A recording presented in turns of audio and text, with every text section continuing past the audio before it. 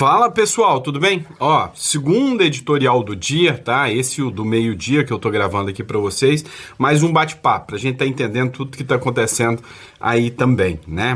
No Brasil, no mundo, na geopolítica aí. Então, sejam todos bem-vindos, tá? Antes de mais nada, inscrevam-se no canal, curtam e compartilhem, tá?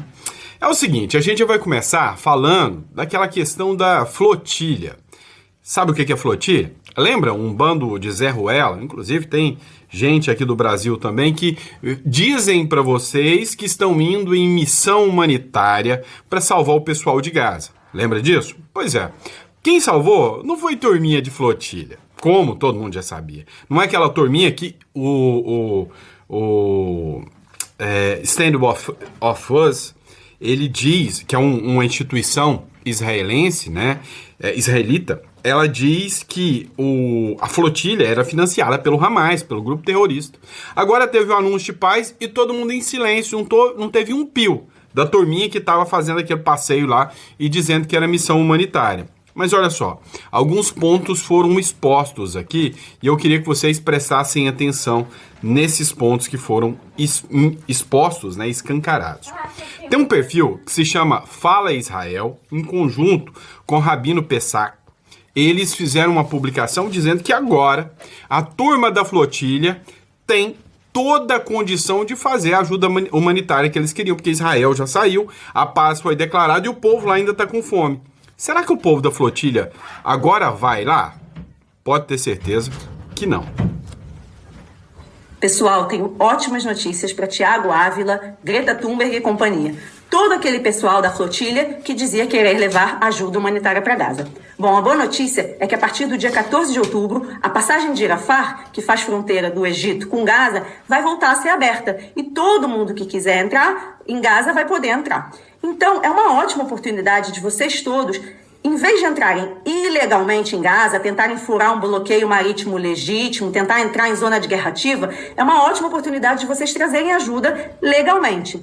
Então, tá todo mundo esperando para ver vocês pegando um avião pro Egito, bem mais fácil do que andar de barco, né? O caminho todo que vocês fizeram.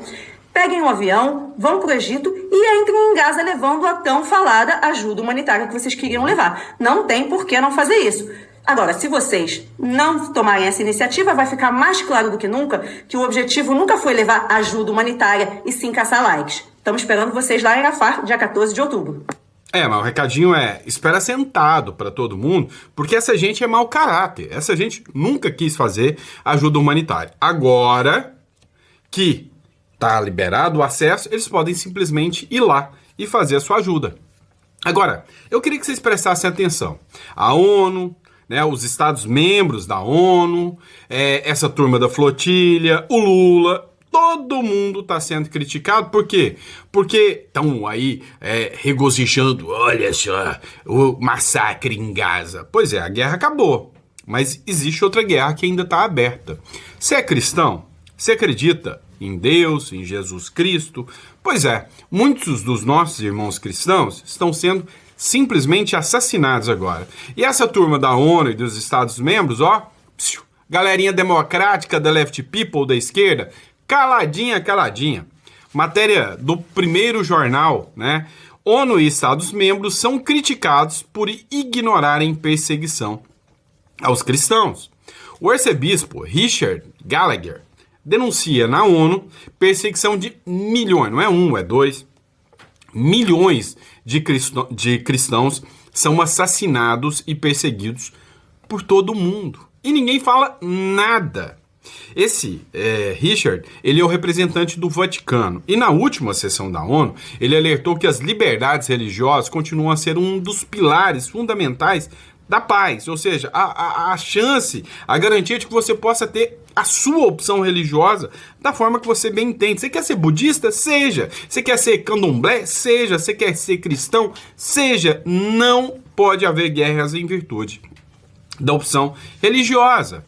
Mas que a comunidade internacional, ela parece ignorar, porque falar mal dos outros não pode. Mas atacar e matar cristãos? Tá tudo bem, é liberdade de expressão, não é? A crescente violência contra o grupo religioso mais perseguido do planeta, que são os cristãos. O Templar de Maria, né, que é um jornal católico, o massacre de cristãos na África e o silêncio total da imprensa e das autoridades. Ô galera da flotilha, vocês querem uma causa humanitária para brigar? Vou falar para vocês. Em nossos dias, cerca de 370 milhões de cristãos estão sob forte perseguição em todo o mundo, especialmente em países comunistas e também países de maioria muçulmana. Olha, são vários atos, massacres de cristãos, principalmente, né? E aí, onde mais tem os massacres é lá na África. Lá na África, os cristãos são tidos como escravos, são levados como escravos, são abusadas as mulheres e são assassinados. Qualquer um que se diz professar a fé cristã. Né? Os contínuos massacres de cristãos na África subsaariana chamam atenção pelo grau de brutalidade e pelo seguido aumento das vítimas. Simples assim. Em diversos países africanos, as ações das milícias muçulmanas contra cristãos já se arrastam por décadas. Mas podemos citar especialmente o Congo, a Nigéria, o Sudão, a Etiópia, a Uganda, o Marrocos, norte de Moçambique, dentre outros. Somente na Nigéria, foram mortos, só num país, tá? 125 mil cristãos só nos últimos 15 anos, sendo que neste ano de 2025 foram mortos 7 mil pessoas. Por quê? Por serem cristãos, simplesmente por serem cristãos. E aí a grande questão que eu digo para vocês é: e essa turma da flotilha? Por que não vai confrontar as gangues lá da Nigéria, dizendo para eles que eles não podem fazer isso, que isso é um genocídio? Porque se eles forem lá, já era. Vão arrancar o pescocinho deles. Não são democráticos igual Israel, que prende, dá aguinha, dá sombra e água fresca, dá pãozinho e depois manda de volta para casa, não. Lá, eles nem voltam para casa. Eles são enterrados por lá mesmo. E é por isso que essa gente mau caráter não tá nem aí com isso. O Ivan Kleber também fez uma publicação que saiu hoje, tá? Dia 12 de outubro.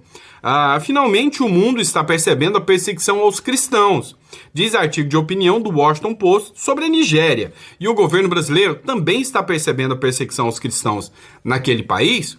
Claro que percebe. Só não quer comentar, ou não é verdade?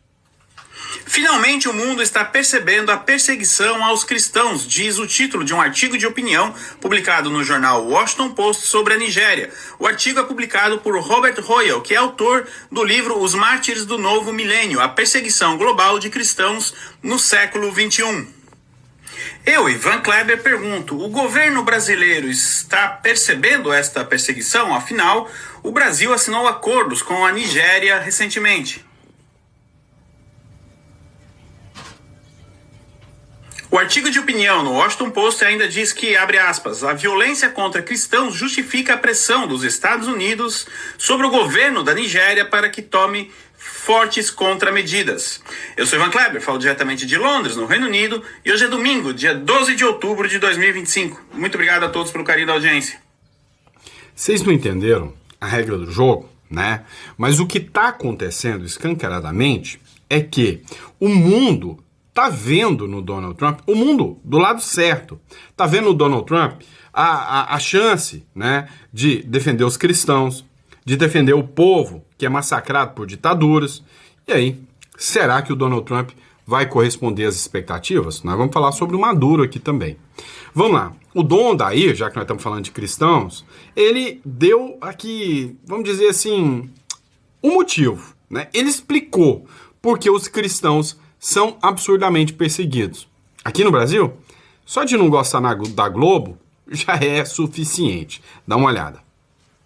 Vivemos cercados de imagens indecentes, músicas imorais, horrorosas.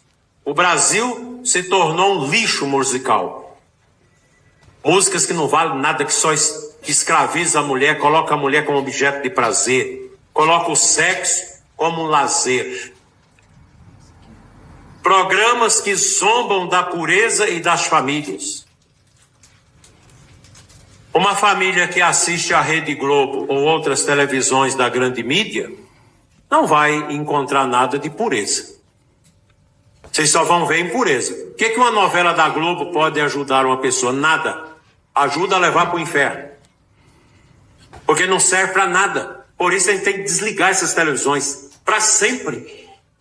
Porque elas não trazem a paz para dentro do coração de quem quer ser santo.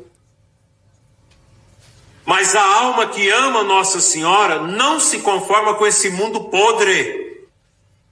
Porque sabe que a impureza destrói a alma, a família e a sociedade. Alguém da teologia da libertação pode dizer, isso é um moralismo. Isso é uma besteira pregar sobre isso. Não é não. Isso é da nossa igreja. Está no catecismo da igreja. Está na moral católica. Está no evangelho. Está na tradição da igreja. Nos ensinamentos dos grandes santos e papas da igreja. A pureza. Como é bonito isso. Quando nós temos pessoas que vivem a pureza, elas vivem o tripé das 3 virtudes teologais. A fé, a esperança e a caridade. Quem não tem pureza de alma não vai fazer bem aos pobres, não vai dar a esmola de coração. E a gente precisa acabar com essa bobagem de pensar que tudo na igreja tem que ser social. Nós temos que voltar para dentro de nós mesmos, como dizia São João Paulo II, na reconciliácio é penitência. Nos converter para que a gente possa transformar o mundo. Boa. É por isso, né, que eles odeiam tanto os cristãos, né? É por isso que odeia-se tanto os cristãos. Vamos lá. Tem uma matéria da Júlia Zanata, vai ficar mais ao final aqui. Nós precisamos falar sobre isso aqui, tá? A China promete retaliação caso Trump não recue de tarifa adicional de 100%, tá? Mas que tipo de retaliação a China prepara aqui? O Donald Trump agiu não à toa, tá? Vamos lembrar que a China primeiro, né, ela travou a distribuição, né, a comercialização de terras raras, o que prejudica e muito a economia norte-americana. Então, o Trump deu uma espécie de resposta, né, para a China com essas tarifas adicionais de 100%. O que acontece é que, simplesmente, né, o Donald Trump aumentou essas tarifas, mas não foi à toa, né? A China, né, também procurou essa briga aí. E o Trump, né, ao levantar essa bola aqui, ele tem um plano, e eu vou mostrar para vocês qual é. A China chamou as tarifas do Trump de hipócritas e ameaça a resposta aos Estados Unidos. Não temos medo de brigar. Na sexta-feira, Trump anunciou tarifas de 100% contra produtos chineses por causa de restrições impostas pela China à exportação de elementos ligados às terras raras. E essa terra rara aqui vem chamando muita atenção. Agora, o que me dá medo aqui é quando a China fala que não tem medo de brigar. Qual é o tipo de briga que a China está se referindo, né? Tá falando literalmente só de uma briga comercial, ou esse negócio aqui pode ir para as vias de bala, né? Vias de mísseis, vias de ataques. Espero que não. Abre aspas. Olha o que disse o governo chinês, o representante do governo chinês. Ameaçar impor tarifas altas a qualquer momento não é a forma mais correta de lidar com a China. Nossa posição sobre guerras tarifárias é consistente. Não queremos brigar, mas não temos medo de brigar, disse o ministério. Uma briga da China com o Trump agora é estratégica. O Trump aposta, e isso aí não dá para saber se é real ou se não é real, porque os dados da China são alterados, né, são falseados pelo governo, então ninguém sabe ao certo a projeção econômica da China, se ela está com uma projeção econômica forte ou fraca. Se os Estados Unidos persistirem em agir unilateralmente, a China tomará medidas correspondentes para defender seus direitos e interesses legítimos.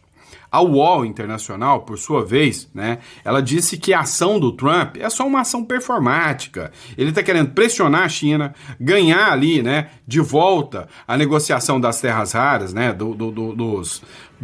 da comercialização das terras raras com a China, e que o Trump está aproveitando isso eleitoralmente. Mas há quem diga que aqui a estratégia é comercial para minar a economia da China. Matéria do UOL. Performática. O que está por trás da nova ofensiva de Trump à China? A decisão veio após a China restringir exportações de minerais estratégicos.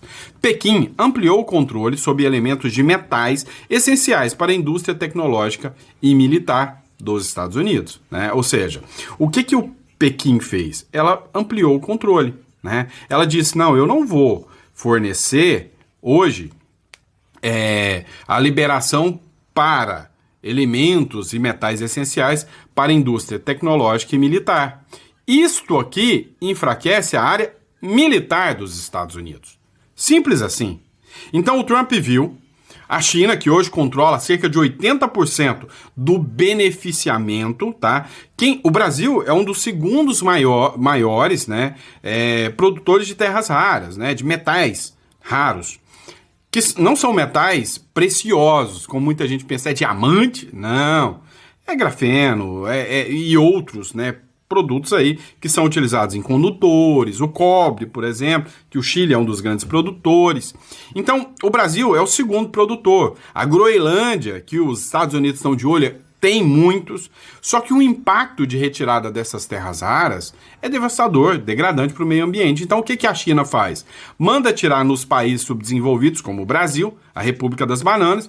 O impacto ambiental acontece aqui. A gente viu um impacto muito grande lá em Alagoas, que tem um bairro inteiro afundando também. Vocês viram isso? Então, o que acontece? A China tira dos países, né, subdesenvolvidos como o Brasil, manda para a China beneficia, ganha a grana toda em cima disso e vende semicondutores, vende chips, vende os produtos. Só que ela, que compra do Brasil, por exemplo, não quer vender para os Estados Unidos para que os Estados Unidos utilizem tecnologia e área militar. O Trump ficou pistola, falou, não, peraí, meu filho, não é assim que funciona não, patel de flango, não é assim não, vamos resolver isso.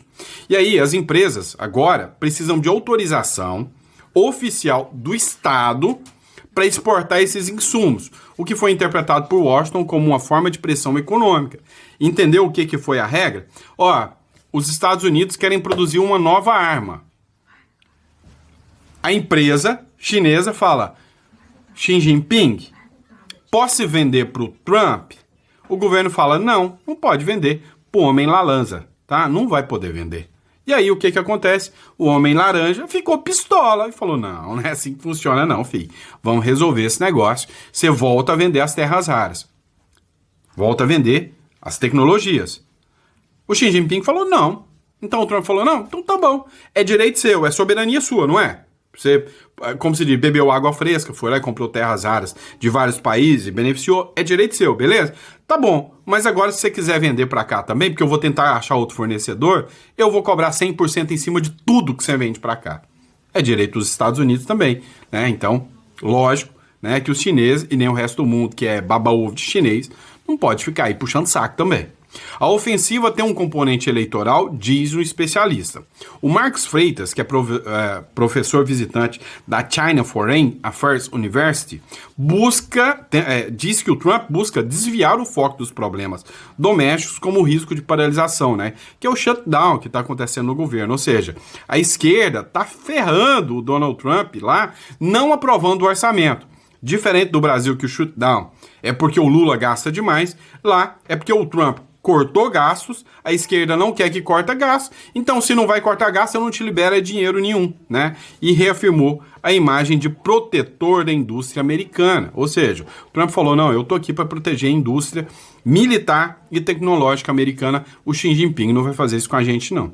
E aí, o Trump, vendo tudo isso, ele faz, né, tudo muito performático, é por isso que fez com que a bolsa despencasse lá nos Estados Unidos, né? Foi o valor de 2 trilhões de dólares, muito mais do que o Brasil arrecada, foi o que as bolsas perderam. Ele é afetado quando ações do governo ficam paralisadas, o que impacta sobre a inflação e a qualidade de vida e a popularidade dele, explica Freitas. Ele consegue associar a questão da China à deterioração econômica norte-americana e à situação de exploração dos Estados Unidos em razão da competitividade chinesa. Resumindo a historinha aqui, o Trump está fazendo igual o Lula, né? Tá usando narrativas, não, mas a economia deu uma estagnada, que é culpa da China, né? Então o Trump tá fazendo igual o Lula. Do Lula vocês não reclamam, por que o Trump não pode fazer? E aí, por fim, vamos falar sobre El Madurito, né? Olha só, o Maduro entrou no nível desespero total. Por quê?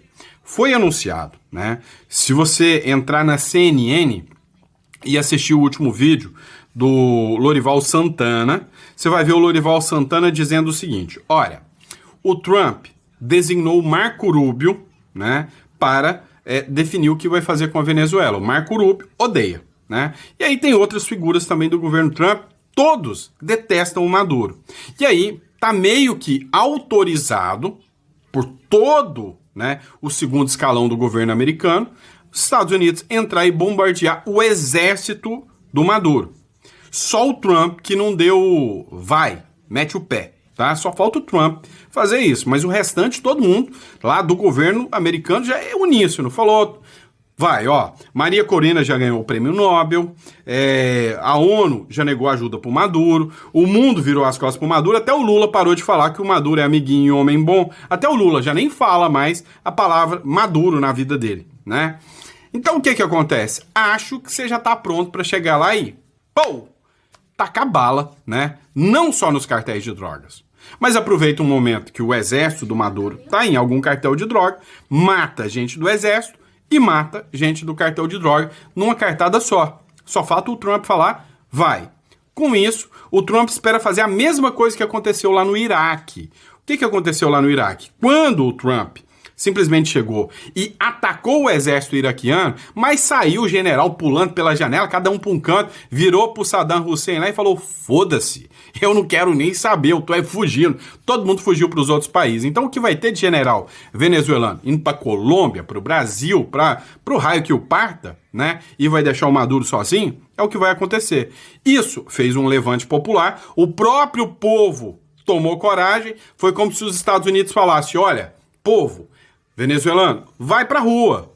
Se lá na rua o exército vir contra vocês, eu tô aqui pra retaguarda, viu? E aí o povo tomou coragem, foi lá, derrubou o Saddam Hussein, enforcou o cara e fez aquilo que fez, né? O Maduro tá trincando de medo disso. Não é à toa, né? Não é à toa que o Maduro, né, ofereceu as riquezas da Venezuela para evitar o conflito com os Estados Unidos. Então, o Maduro entrou num nível de desespero tão grande, mas tão grande, que ele simplesmente, né, ofereceu petróleo, terras raras. Trump, pega o que você quiser. Se quiser até me fazer de mulherzinha, faz. Mas eu não quero é sair daqui. Foi o que o Maduro falou. Não deu certo, o Trump falou, dane-se, eu não quero papo. E aí o que aconteceu? O Maduro viu que os Estados Unidos não ia dar apoio para ele, foi atrás de quem? Da ONU. Maduro, matéria do Mário Penon, Maduro busca apoio da ONU, porém terminou isolado. O regime do ditador Nicolás Maduro convocou uma reunião do Conselho de Segurança da ONU para denunciar um suposto ataque militar, né, estadunidense no Caribe como uma ameaça de invasão. Porém, né, a tentativa saiu ao revés. Em lugar de apoio, a maioria dos membros criticaram a falta de democracia e as violações aos direitos humanos na Venezuela. Representantes, né, respaldaram a Maria Corina Machado e exigiram respeito à vontade popular. Então o Maduro primeiro tentou oferecer tudo, né, pro Trump. O Trump falou, não quero. Depois foi na ONU contra o Trump. A ONU falou, não, filho, dá linha, sai daí, que a Corina é a eleita. E aí, para acabar de lascar, deram o prêmio Nobel para Maria Corina. Quando Oslo, né, da Noruega lá, Oslo, reconheceu o prêmio Nobel para Maria Corina Machado, foi o mesmo que dizer, ela está guerreando contra um ditador. Então, tá na hora dela vencer esse ditador. O prêmio Nobel deu a ela essa blindagem e ela ofereceu o prêmio Nobel e falou, esse prêmio Nobel não deveria ser meu. Deveria ser do Donald Trump. Com isso, ela fez ligações com o Donald Trump. A ONU ficou caladinha quando viu ela fazer isso e falou, parece que o Donald Trump vai agir. Aí vem a TV Pampa aqui, ó. Vencedora do Prêmio Nobel da Paz diz contar com o Trump contra Maduro. E o Trump falou, sim, minha querida, eu estou aqui contigo. A líder da oposição venezuelana, Maria Corina Machado, usou o seu perfil no X para comemorar o Nobel da Paz. Ela dedicou o prêmio ao povo sofredor da Venezuela, mas também ao presidente dos Estados Unidos, Donald Trump, afirmando que a honraria é um incentivo para concluir a tarefa. Concluir a tarefa. Presta atenção nisso. E conquistar a liberdade. Concluir a tarefa é na cara do Maduro, tá? Vocês entenderam muito bem o que ela quer, né? Estamos no limiar da vitória e hoje, mais do que nunca, contamos com o presidente Trump, o povo dos Estados Unidos, os povos da América Latina e as nações democráticas do mundo como nossas principais aliadas para alcançar a liberdade e a democracia. Dedico esse prêmio ao povo sofredor da Venezuela, mas também ao presidente Trump por seu apoio decisivo à nossa causa, publicou a Maria Corina Machado. Então, o Maduro foi atrás do Trump, ofereceu tudo. O Trump não quis. Foi atrás da ONU, né? Foi atrás da ONU. A ONU disse não. Agora, ordenou novos exercícios militares após o Nobel da Paz concedido à opositora venezuelana. Ou seja, o Maduro entendeu que é inevitável, que a guerra vai acontecer, mandou o exército fazer novos exercícios militares e se diz pronto para a guerra. Matéria do Bruno Giovanni aqui. Maduro ordena mais exercícios militares após Nobel da Paz da opositora. O presidente venezuelano, Nicolás Maduro, anunciou nesse sábado o início de novos exercícios militares, em resposta ao deslocamento das forças navais dos Estados Unidos para o sul do Caribe, próximo à costa venezuelana. A decisão ocorre um dia após a líder opositora Maria Corina Machado ser agraciada com o Prêmio Nobel da Paz em reconhecimento à sua atuação política em um contexto de repressão e crise institucional. O que aconteceu, tá? Só para vocês entenderem o quanto isso é importante. O Edmundo Gonçalves, que foi quem ganhou as eleições, ele simplesmente fugiu da Venezuela para a Espanha. A Maria Corina Machado, que é quem deveria correr, ficou inelegível por atentar contra o Estado, por ter dito coisas nas redes sociais, ter feito manifestações. Parece até um caso aqui do Brasil, né? Então, ela, a Maria Corina Machado, ficou correndo o risco de ser morta, ser presa, enquanto o Edmundo Gonçalves foi embora. Ontem, no sábado, o Edmundo Gonçalves entrou num avião e saiu da Espanha para o local incerto e não sabido. Dizem que ele foi para os Estados Unidos. Há quem diga que o Edmundo Gonçalves vai assumir o cargo com 100 dias de apoio do Donald Trump só para realizar novas eleições e colocar a possibilidade da Maria Corina Machado voltar a se candidatar e ser a presidente dos Estados Unidos. Agora você imagina, se a Maria Corina Machado volta a ser presidente, faz uma boa gestão, abre o mercado e o povo volta a investir lá na Venezuela. Aí o jogo, né, fica totalmente... o Trump tá lá para ajudar a Venezuela. Ele quer que a Venezuela cresça, porque acabando a ditadura do Maduro na Venezuela, que, como vocês sabem, vocês lembram do Diosdado Cabello, né? Ou seja, El Pojo? Pois era o general da Venezuela que foi acusado de, liberar milhões e bilhões do dinheiro do narcotráfico para ajudar alguns países, para ajudar alguns partidos políticos de esquerda mundo afora. E aí, eu não vou falar de um partido aqui, porque meu advogado, eu mesmo, não deixo, tá? Mas tem um partido aqui no Brasil, e você vai entrar na Record e falar, Diosdado Cabello, El Poio, mandou dinheiro para o Brasil. E pesquisar na Record. Você vai ver qual foi o partido, qual foi o presidente, ou melhor, a figura desse partido, que ganhou dinheiro do narcotráfico, segundo a denúncia do El Pojo, tá? E aí vocês vão entender que se o Donald Trump elimina o Madurito, a Maria Corina ganha e vai cair gente demais. Vai cair o Petro da Colômbia, tô achando que na terra Tupiniquim vai ter gente que vai cair também, não posso falar, né? Então, assim, o jogo tá ficando interessante de assistir, tá bom? E é isso, pessoal. Espero que vocês tenham gostado do nosso editorial. Foi um prazer e uma honra estar falando com vocês sobre geopolítica, né? Nosso canal tá indo muito mais para geopolítica, porque o negócio tá tenso, tá todo mundo roendo as unhas para ver o Maduro cair. E depois do Maduro, a fila anda. Quem vai ser o próximo, né? Será que é o da Colômbia? Será que a da Bolívia já caiu, hein? Vocês viram que sofreu impeachment essa semana, tem a ver com o Maduro também, né? Narcotráfico. Quem tá no meio disso tudo? Foro de São Paulo. Quem criou o Foro de São Paulo, hein? Vocês sabem? né? É uma figura aí do Brasil. Quem criou? Pois é. E aí dizem que esse Foro de São Paulo tá muito vinculado. Aí tem Cuba também, tem Nicarágua. Tá bom de assistir jogo, né? Estamos interessados em ver o que vai rolar, tá bom? Obrigado, fiquem com Deus e até o próximo editorial.